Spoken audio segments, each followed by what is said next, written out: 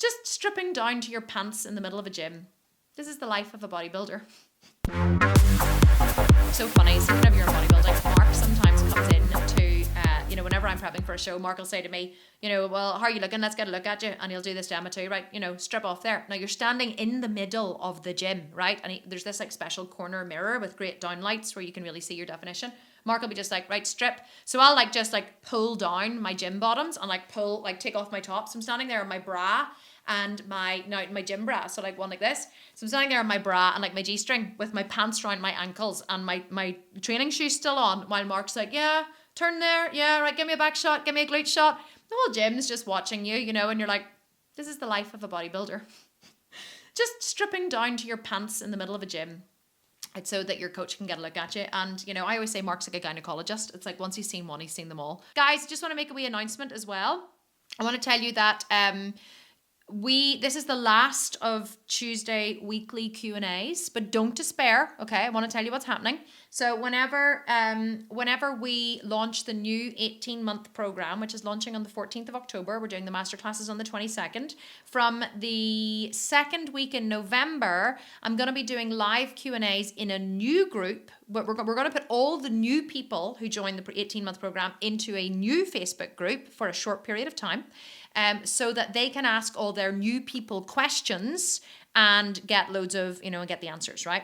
So we're going to put them in there for 4 weeks, and I'm going to do 4 Q&As in there answering all the new people questions, and our coaches are going to be in there answering everyone's questions. And then after the 4 weeks, we're going to move everyone back into this group, and you guys can continue to help them. So then we're going to do monthly Q&As in this group, and it'll either be me or it'll be Stace, or it'll be Sally, or it'll be one of our resident experts. We might get Mark to come in and do a Q&A, or we might get Emma to do a Q&A. So we're going to bring in different experts on different topics, and we're going to get them to do Q&As, and you can be asking them questions. So we're going to mix it up a wee bit. We're still going to give you loads of value, but it's just not going to be Q&A Tuesday. We're going to do the Q&A every month instead. So just wanted to let you know that I'm not going to leave you in the lurch. And we're also going to be doing podcasts every week, so you can listen to me while you drive, and and you can still send in your questions and I'll answer them on the podcast. You guys will still get first reviews of all the questions. So anyway, just want to let you know.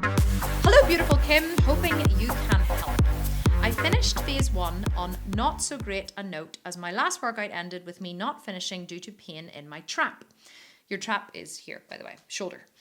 Pretty sure it was caused by my desk at work, but that's been fixed now. However, it's been almost 5 weeks now that I haven't done any workouts or my dragon boating, I'm not sure what that is, and I'm finally feeling good enough to get back. Where do I start? What's the best way to get back into it safely? Should I start in phase 2, but with lighter weights, higher reps?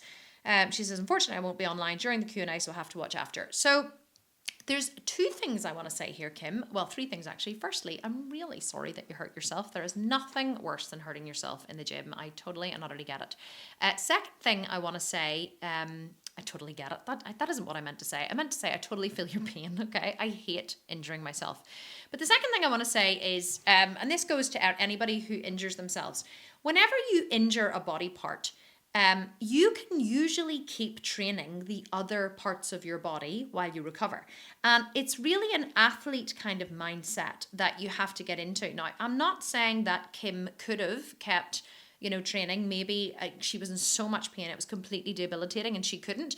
But what I want you guys to encourage you to ask yourselves before I answer Kim's question is, if you've injured yourself, can you still train other body parts? I actually pulled a muscle down in my rhomboid, right, which is in kind of just to the side of your spine in between your shoulder blades.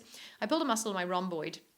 I think it was around Christmas time, and it was really, really, really painful. And I was in agonizing pain, but I still went to the gym 4 or 5 days a week. I didn't stop training. I went to the gym 4 or 5 days a week, and I trained all the other body parts that could still be trained. And I trained anything that didn't require that muscle. I could still do shoulder presses. I could do, chest stuff. There was some rear delt stuff that I couldn't do because that really aggravated it. I still trained legs. I did glutes. I did hamstrings. I did all of the stuff.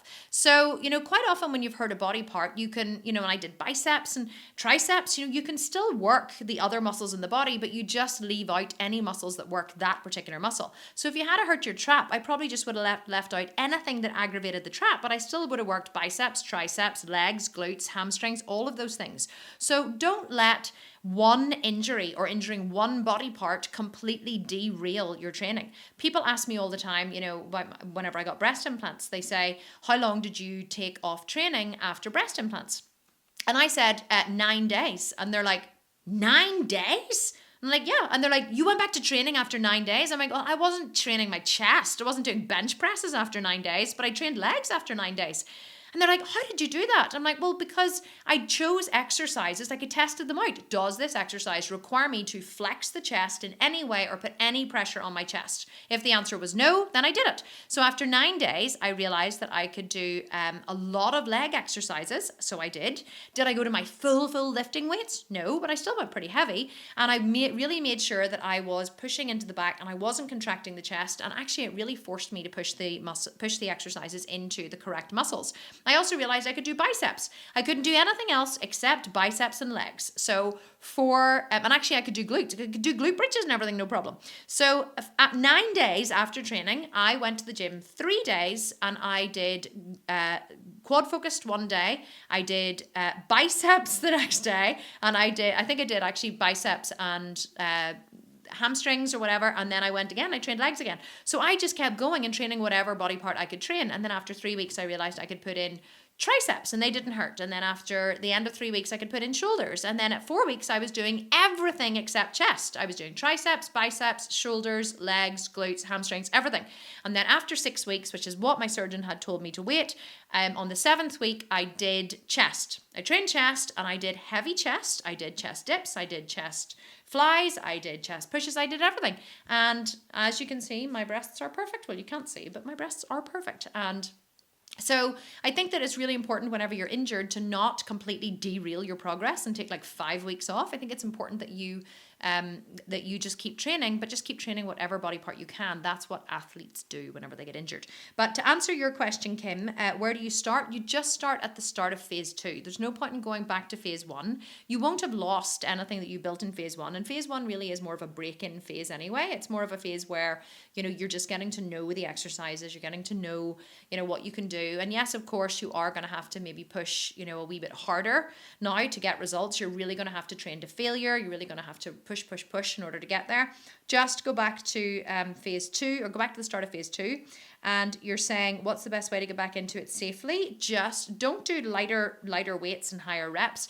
Just if doing the exercise causes you any kind of sharp pain, stop, because there's still an injury there. You don't either a muscle is fully recovered or it's not. There's really no in between, right? I would recommend that you go for physio. I recently bought myself a Theragun. It is the best piece of equipment I have ever bought in my entire life. I Theragun my legs before and after training, and I have zero pain. Zero pain in my legs after training now. It is literally a revolutionary piece of equipment. A Theragun, Theragun. They're expensive, but there's different ones you can purchase. It has literally changed my life because I'm completely pain-free, especially after training. So just get back to training. Don't train anything that causes sharp pain, but definitely do not go back to lighter weights and heavier reps. You always want to be going as heavy as you can, train to failure, build the muscle. You've got a lot of work to do now before you hit, phase 6 at the end of the program. So get to it, okay? Don't hold back, get to it. I want to tackle these workouts with everything I've got, but I'm also afraid of injury. What is the difference between pushing to failure and pushing to injury? How do you know when to slow or stop pushing? So here's the thing, right? Really great question, by the way. I love that you're asking this so early on. You will not injure yourself if you are performing the exercise correctly. It is virtually impossible to injure yourself if you're performing the exercise correctly. What does this mean? Well, you always want to be getting in every exercise as much as you can. Excuse me, I'm going to clear my throat. You always want to be getting full stretch and full squeeze of the muscle where possible. When you're getting full stretch and full squeeze and you are performing the exercise correctly, you will not injure yourself. You will only injure yourself if you badly loosen your form and hurt yourself, such as in a deadlift, or you have like a weakness in that area anyway. or if you're performing the exercise really, really badly. So let me give you a couple of examples because this is a really good one.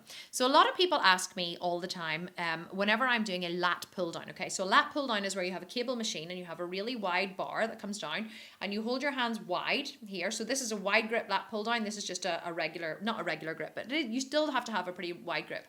So when I'm doing a lat pull down, my final set would be about 80 kilos, right? Which is about 170 pounds, right? It's heavy. It's heavier than me. So that would be my final set. So in my final set, when I'm pulling, I will literally, because I have to, you know, like if I swung on it and took my feet off the ground, I'd be like swinging in the air. So in my final set of a lat pull down, my whole body literally stretches right up and then I pull it down and I lean right back and I squeeze at the bottom. And a lot of people say to me, oh, you shouldn't move too much, you're leaning back too much, you're not getting the full stretch, you're going to injure yourself. And I'm like, no, I'm not going to injure myself. And I'll tell you what a lot of people who are not experienced trainers don't know. When you get the full squeeze, right? Because the lat pull down, these are your lats here. Let me see if I can go sideways, right? See here? Those are your lats. So if I do this, watch, I'm going to spread my lats. My boobs are too big. My boobs are in the way. You can't see them. So let me show you again. If I come this way. So see these muscles here? So watch what happens if I spread my lats. So see, there's normal. I'm trying to show you. Let me show you from around the back. I want you to know what I'm talking about and where I'm working, right? Haven't done one of these in a while. It's hard to do, okay? So there's my back, right? So there's my lats. They're like your wings, right? Do you guys see that okay? Your lats are like your wings. So spread your wings. So when you're doing a lat pull down, these are the muscles you're working here on the back. So as long as you're getting a full stretch into the lats, which you get when your arms are straight, and then a full squeeze at the bottom. So you have to be squeezing your shoulder blades together, okay? Full stretch, full squeeze. Doesn't matter if you're leaning back slightly because you're getting the full stretch and the full squeeze. If you were leaning back slightly and doing like this,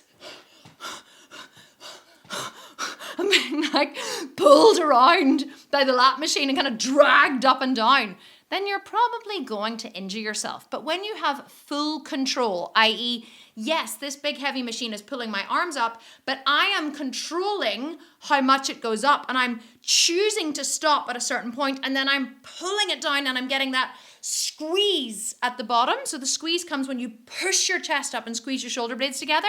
You are working exactly the correct muscles. If you sat here like this with 40 kilos on it and we're like this is how I see people doing lat pull downs in the gym. I'm always looking sideways at them and I'm like, so they're like this. And we've all seen this, right? They're like this.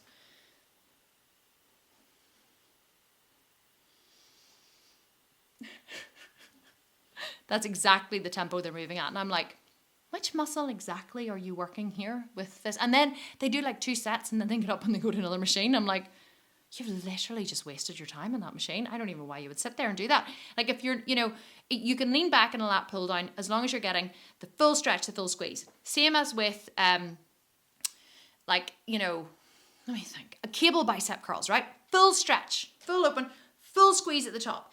Can you pull them up a little bit and give it a bit of momentum? Yes, at the very end to get in those extra reps.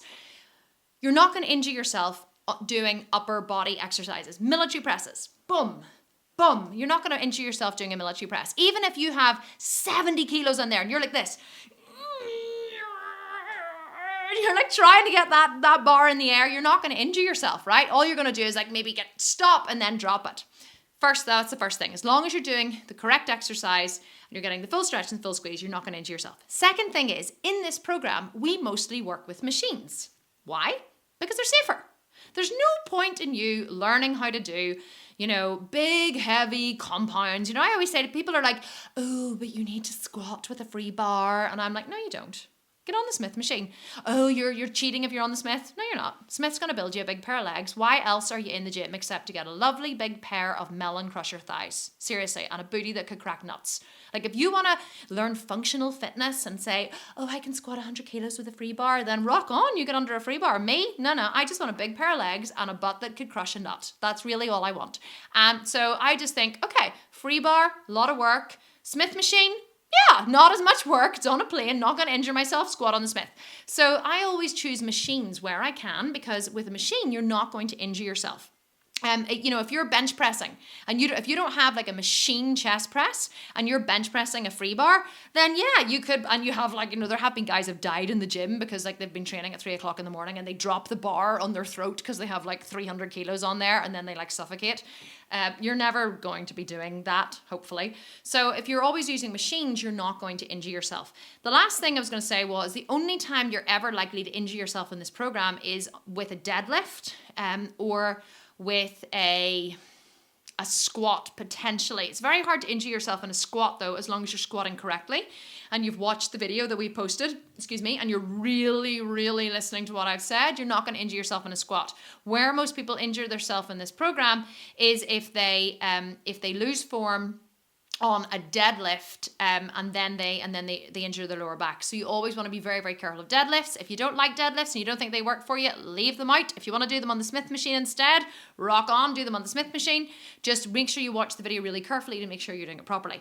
Sorry, one other place that people injure themselves a lot is, especially in their traps or in the back, is any exercises, which we don't even do in this program anyway, but like a one-arm dumbbell row. I've seen a lot of people like allow their joint to be like hauled down. So they're like, ugh, and then they're like rowing it back like this, but they're like, huh, and the whole joint is being like pulled downward, or in a rear delt fly. So they're like swinging into the thing and they're lifting too heavy and they're swinging and swinging and then they injure themselves. So you always want to make sure that you use machines. You won't injure yourself. You always want to make sure you're not swinging a dumbbell around, because that's when you're going to pull into the joint, potentially injure yourself. And you want to make sure that you're watching all the videos to get really, really, really good form.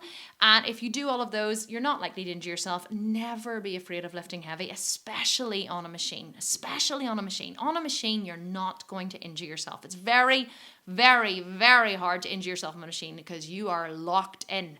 And you do not need to be doing all of these functional fitness things, deadlifts, free bar squats, all of that stuff in order to build muscle or build a really good body. You do not. You just need to be doing the exercises that I lay out in the program, do them really well, lift to failure, and your results will accelerate. And don't listen to anyone who goes, oh, so you don't free bar squat? Oh, and they look down at you. Oh, they say, what can you squat? And you're like, yeah, I squat like 100 kilos. And they're like, free bar? You're like, no, I squat in the Smith. They're like, oh. And you're like, what? Like, oh, it's Smith machine. Is it? And you're like, you want to fight me? Seriously? You want to fight me? So I always say, well, I'll tell you what, like, drop your pants and we'll compare legs. See, whenever people give me shit on Instagram, which they do all the time, I had a girl write to me on Instagram. Sorry, I'm going off on a tangent, but I haven't been off on a tangent in a while, so you have to just stay with me. I had a girl write to me on Instagram recently, and so last week I was squatting 180 kilos on a V-bar squat, right? Have you ever had 180 kilos sitting on your shoulders? It's really heavy, right? It's badass heavy. So 100 kilos sitting on your shoulders kind of makes your shoulders do this slightly, right? Like curl forward ever so slightly because you've got 180 kilos on your shoulder. So now I weigh 60 kilos, well, just over 60 kilos. So that's like 3 of me sitting on my shoulders. So it's heavy, right? So this girl writes to me on Instagram and she goes, oh, I just wanted to say, if you don't mind, just wanted to give you some feedback. Your setup was all wrong, which is why during your squat, your back was in the wrong position and your knees were caving slightly. Now, this, she was watching me from the side. Your knees are caving slightly and your back was slightly hunched. And she started giving me all of this, advice on Instagram about how my squat technique was wrong. And she said, if you just go back to squatting with a free bar, you'll be able to build up the functional fitness required, to really get those big lifts in, and you'll build more muscle. And I was like, is she shitting me? And so I went onto her Instagram page, and this girl had no muscle. She'd only just started training in the gym, from her posters that I could see, or not her posters, her pictures she was putting up, and she had these wee skinny arms. And I was like, she's giving me advice on how to build muscle. She's like, if you just do it my way, you'll build more muscle. And I go, are these people insane? It defies a beggar's belief, you know? So I always say, if someone's giving you shit about using the Smith machine in the gym, or using, but saying, oh, you should be doing a bench press, using whatever, just be like, okay, no problem at all. And then just walk on. And then next year, just go, or if you have the legs now, just be like, here, do you want to drop pants and like compare legs? I'd be more than happy to compare legs and just to see whose way works best. I mean, the proof's in the pudding, so let's just see. So I always say, like, if you want to compare pictures, you send me yours, I'll send you mine. We'll compare, we'll see who has the bigger legs, and then we'll decide whose squat method is better. God, I'm in good form today, aren't I? Okay, let's go on. I have a question regarding walking lunges. I have a love-hate relationship. Me too. I hate the bastards. Hate them. They really make my gluteus work, but damn, they are taxing. You're so funny. My question is, how heavy should I go? As heavy as you possibly can. I feel now that the weight I'm using makes my grip go to failure before my legs. Should I lower the weight and aim for more reps? No. Thank you. Oh, and P.S. I really admire you. And sorry. Oh, you're so sweet. She's talking about Fruitgate. I really admire you for saying sorry and acknowledging your mistakes, which were not really mistakes in your Instagram posts. She says you are a real queen. Oh, you're so sweet. Thank you so much. Okay, and you clarify saying currently using Cobra grips and upper body is still giving out before lower. So that's the first thing I was going to say. When you're doing dumbbell walking lunges, you should always use Cobra grips to hold the grips, especially after your 2 big compound leg exercises, because you're going to be pretty tired anyway. So it's always better to hold a grip. But if you are, I'm not sure why your arms are giving out before your legs are, if you're using Cobra grips. It will be sore, like it is taxing carrying the dumbbells, but your grip shouldn't be giving out if you're wearing Cobras and you're wearing them correctly. Just make sure when you're wearing Cobras that the circle always curves in towards your palm, so it doesn't lie on your palm and curve away. It curves in towards your palm. Okay. Second thing is with dumbbell walking lunges, it's funny. I have a love-hate relationship. I don't have a love-hate relationship. There's no love there at all. I hate them, right? I really, really hate them. I find them pointless and irritating. And I always say to Mark, why do I have to do these? Like, seriously, tell me how these are making my quads grow. Tell me. I have no science. I need you to explain. And he always just goes, shut up and do them. And whenever Mark says shut up and do them, you just do them. You don't question it. So I do. So here's how I do dumbbell walking lunges. If I have had 2 really, really heavy compound squats before the dumbbell walking lunges, I don't usually go any heavier than maybe 7.5 to 10 kilos each hand, right? So that's 10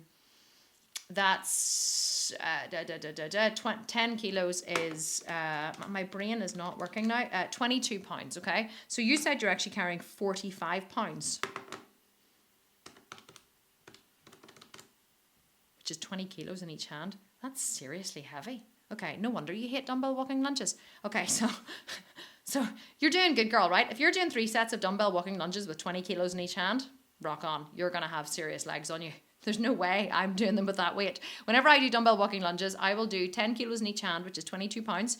And I will usually do that for 3 sets. However, whenever I was prepping for my last show and I was in a building phase, Mark made me lift really heavy. So he was like, I was allowed to start off with either 10 or 12 kilos. Then I had to go to 15 and then I had to go to 17.5 kilos. So I still wasn't lifting what you're lifting. I was 17.5 kilos is about 40 pounds. So I was carrying 40 pounds in each hand. And that was a killer in my 3rd set. But I had just done 2 massive sets before it of compounds. So I'm not sure how heavy your compounds are.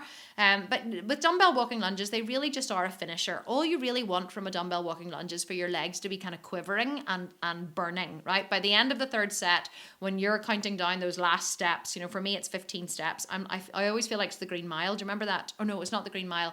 What did you call that video with Cuba, or the movie with Cuba Gooding Jr., where he was a deep sea diver? Mike, what did you call it? Do you remember? And he had to wear that. Oh, Mike's too young. He's only in his 20s. He would never. I keep going, what do you call that movie? And he's like, I don't know. I'm like, shit, you're too young. Can you remember? No.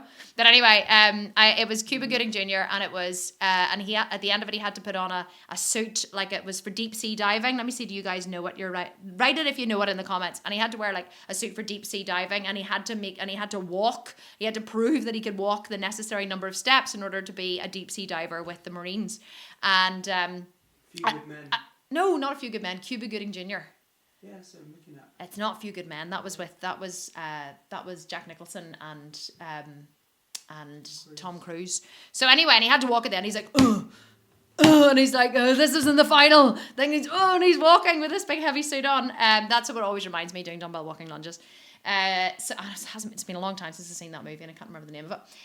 Anyway, dumbbell walking lunges, you want your legs to be quivering and you want them to be sore and you want them to be burning, and whatever weights make that happen, then just lift those, okay? There's no real, like, you have to reach 20 kilos each hand, you have to reach this, you have to reach that. You just want to go for the burn. The dumbbell lunges are really just to burn out those legs after you have, like, busted your ass in your squats, in your compounds. Just lift as heavy as you can. Make sure your legs are shaking and do whatever you can. And I'm not sure. Men of honor, yes. Yeah, Mike's like, find it, men of honor. Donata Manos is saying men of honor. Thank you. So that's what it reminds me of, doing dumbbell walking lunges. So really, I can't give you like a specific answer. All I would say is sometimes I go, depends how I'm feeling.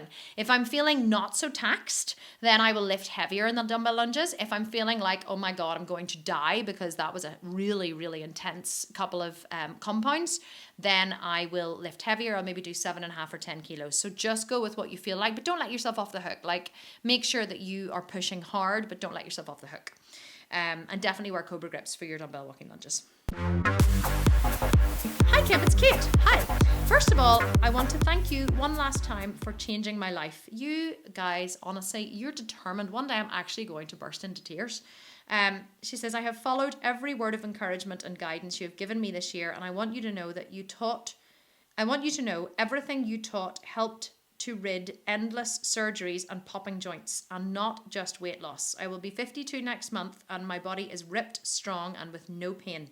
Now that I am in the advanced program, I want to know how long or forever do we drink our morning as well as after workout mixture of protein, L-glutamine, creatine and lutein. So she wants to know how long do you continue to drink the morning protein and the post-workout protein. I'm really going to miss asking you questions since I value you as my mentor and my coach to keep me excited and focused during harder days. In saying that, I'm also happy you can give more time to your family since kids are our first priority. Thank you again. I am proud to be able to call myself a true sculpted vegan, and I hope you are proud of the gains I have made.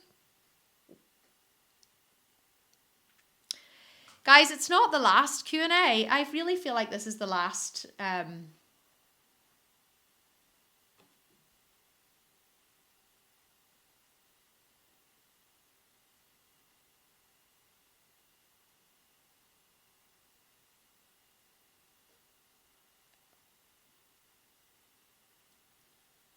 Sorry.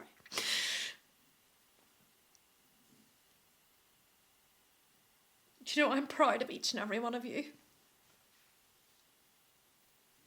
I am so proud of how hard you work and the fact that you keep showing up for yourselves and that you trust me to give you advice and that you forgive me when I fall and screw up and offer bad advice.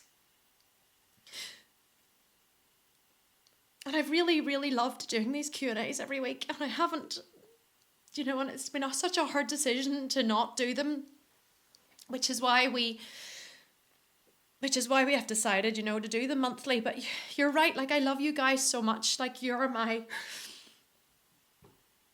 you know, you're kind of,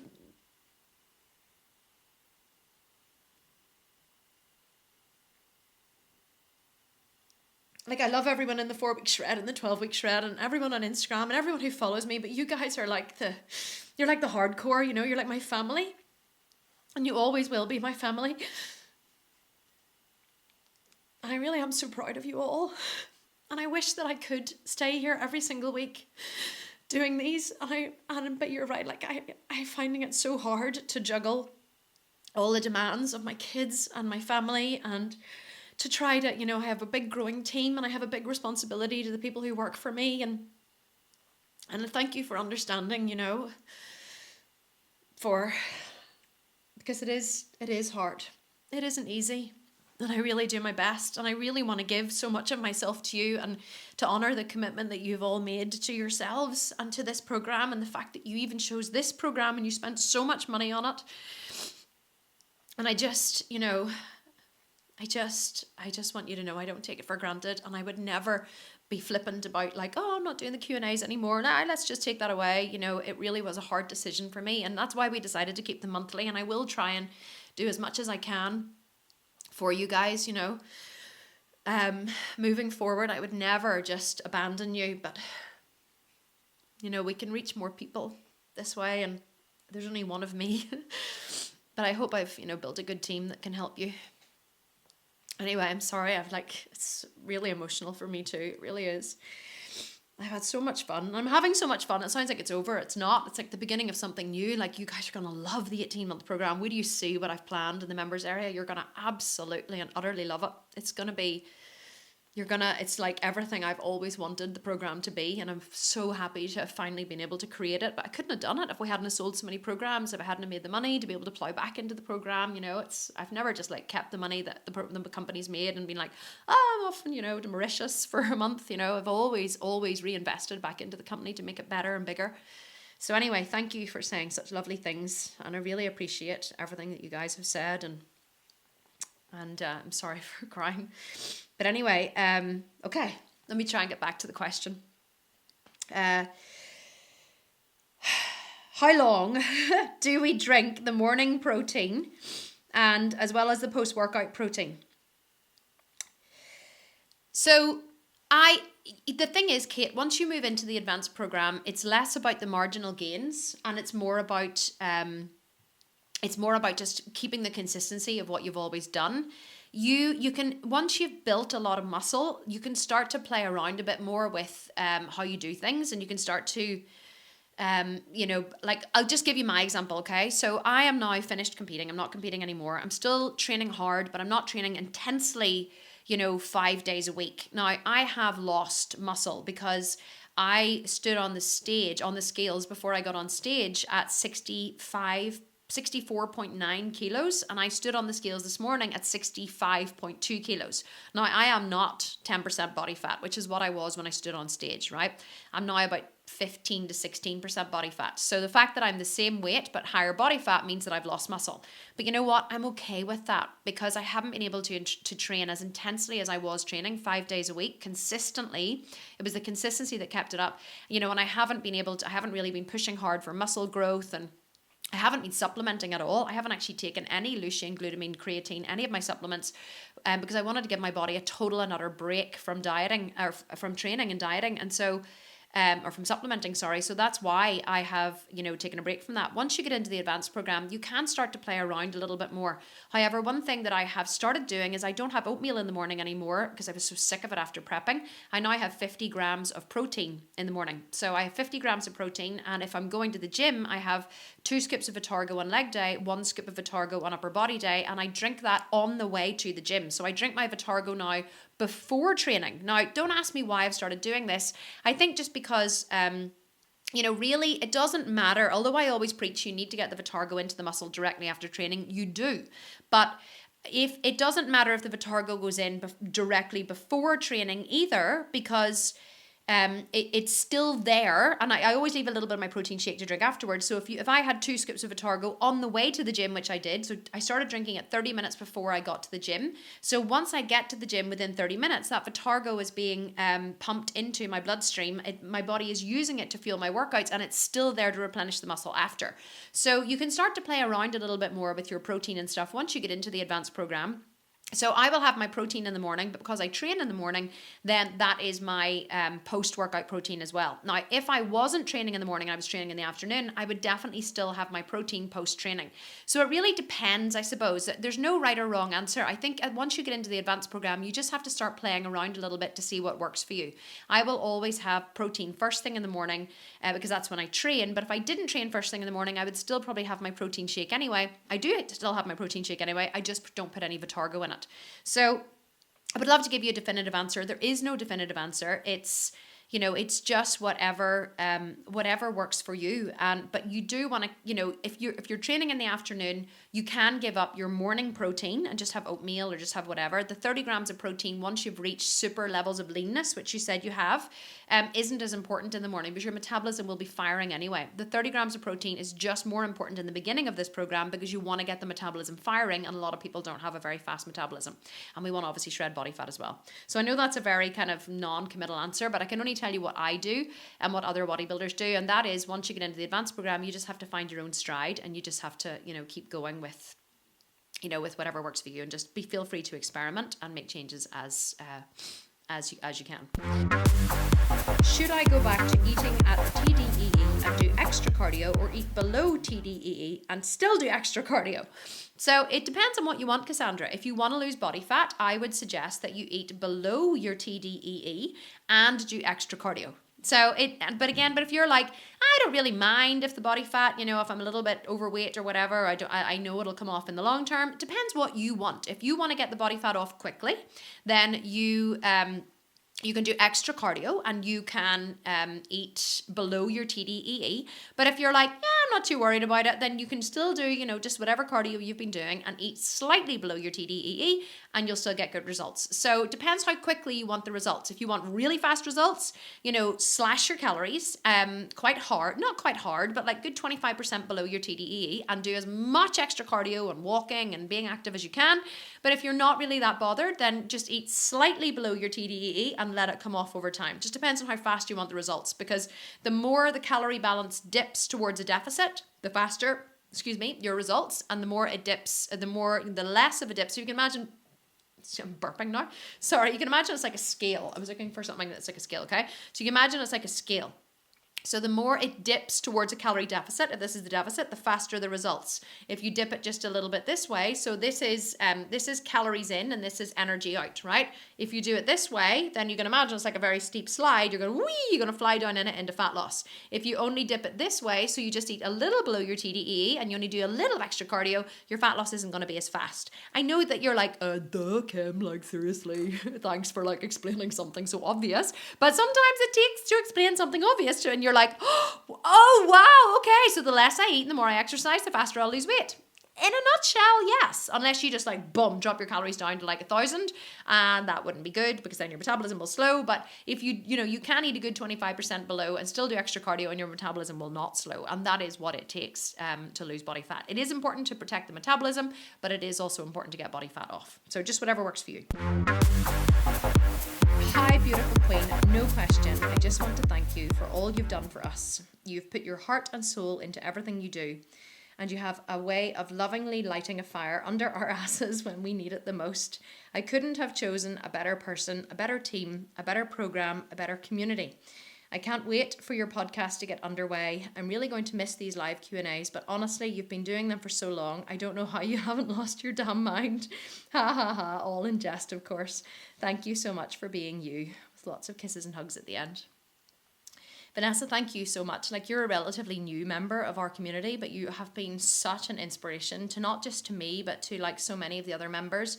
You're always funny. You're always, laughing at yourself, admitting your weaknesses, and turning around and laughing at them anyway. You don't take anything too seriously, which is why you're getting such phenomenal results. But above all else, like, you're an amazingly hard worker, and you are going to get phenomenal results in this program. You are getting phenomenal results simply because of your work ethic. You're willing to show up and do the work, and you're willing to do it consistently. And it's not even that you're willing, you're able to do it consistency. There's so many people I know struggle with consistency and struggle with staying on the wagon for so many reasons, which isn't just about, showing up and pulling up your big girl pants and getting on with it. So many people struggle with motivation because they just have never learned motivation, or maybe they had something in their childhood, or maybe they're recovering alcoholic or recovering drug addict or recovering from something else, or have had a debilitating disease. We don't know. There's so many people in this program that really it isn't just about suck it up, buttercup, and get on with it. A lot of us are going through a lot of shit. Like, we have been hurt and bruised and battered and injured, and it takes a lot of guts to get up and say, I'm gonna do this, and I'm gonna show up, and I'm gonna post pictures of myself in my underwear, and I'm gonna go to that gym where it's scary and they're all men, and and drink all these strange protein concoctions, and lift all these weights. Like, it's not an easy job, this. It's certain, and I don't take it for granted. I don't take any of you for granted, because I've been there, I've done it. I know exactly what it takes and what it's like, and how hard you all work every single day. So thank you, Vanessa, for saying that, and thank you each and every one of you. This really, it's like I'm making this sound like it's the end, and it's not the end. It's just the end of this particular chapter, the end of the weekly Tuesday Q&As. But that doesn't mean that there won't be bigger and better things coming, because I'm always trying to provide more and more and more value. It may not be me every single week in here, but I will always be here. You see how active I am in the groups. I'm in the groups every single day. I spend at least an hour, sometimes 2, going through all of my groups every single day and checking in on everyone. I see your pictures, even if I don't always comment. I see them every day. I see your questions. I see everything that's going on for you. Like, I'm celebrating you, and I'm mourning your losses, and I'm with you every single step of the way. So I want you to know that even if you're not seeing me here every week, you can always tag me in a post. You can ask me. If I'm tagged in a post, I always try to answer. And sometimes I don't get to it because of whatever reason, but I always endeavor to answer every single tag. So I'm always there. Don't ever think that I'm going anywhere. I'm not. I'm here behind the scenes every single day. And I will try and be live as much as I possibly can, as much as I can monthly. But if it's not me, it will be one of the team or someone else. So thank you everyone who's been here for the journey. And even if you've only just joined and this is your first Q&A, you're like, what? Why is she crying? Where is she going? What does she mean? This is the last Q&A. We've been running these since the program first launched, which was 3 years ago. Actually, I'd only proper launched with these Q&As 2 years ago. So we've been doing these Q&As for 2 full years. And that's a lot of Q&As. And it's now time to move on to bigger and better things and to give you guys more support in different ways. So thank you for everything. I love you all so much. I am here for you every single step of the way. And thank you so much to my incredible admin team and team of coaches, and Stace, our community manager. Thank you to all of the admins, and I don't want to say you all because I'm sure I'll miss some of you, but I know, Christina and Lisa and Lily and Susan. And I know I'm going to miss some people out, and I don't want to miss anyone out.